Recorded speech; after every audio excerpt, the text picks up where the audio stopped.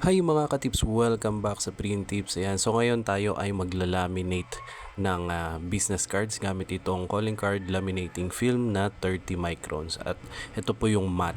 At syempre, observe nyo na lang po yung ginagawa ko kung paano ko po siya nilalagyan ng 30 microns na laminating film. So una po dun sa pinakadulo po nung printout po natin, kinakat ko po yan. Dahil importante, meron po akong hahawakan na laminating film para mahila ko siya at hindi po siya maglukot pag ipapasok na po siya sa ating laminating machine. Tignan nyo po yung aking gagawin dito.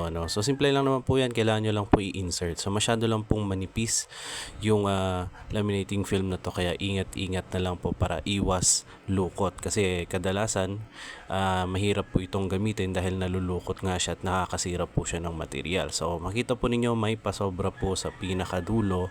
Yan po yung inyong hahawakan pagka ipapasok nyo na sa laminating machine. At syempre ito po yung temperature. Kailangan 140 po yan, plus naka-on po yung hot. Yan, maganda po yung ganyang klase ng laminating machine dahil na-open po yung ibabaw, nakikita po ninyo na papasok yung inyong nilalaminate. So pansinin lang po ninyo yung aking ginagawa, nakaslant po yan at hilang-hila ko po yung dulong part ng laminating film. Yan. So para smooth po siya at hindi po siya maglukot, kailangan po nyong batakin yan. No, hindi pwede yung iiwan nyo na lang siya at maglalaminate siya ng kanya. Hindi pwede. Kailangan binabatak po yan.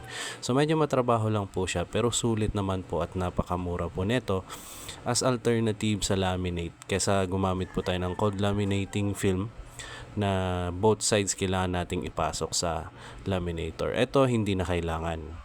So both sides malalaminate na po yan.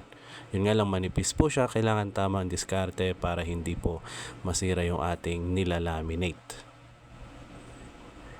So ito na po yung ating final output. Yan.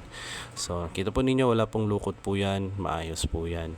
So pag ikakat nyo po yan ay saktong-sakto lang yung kanyang pagkakalaminate.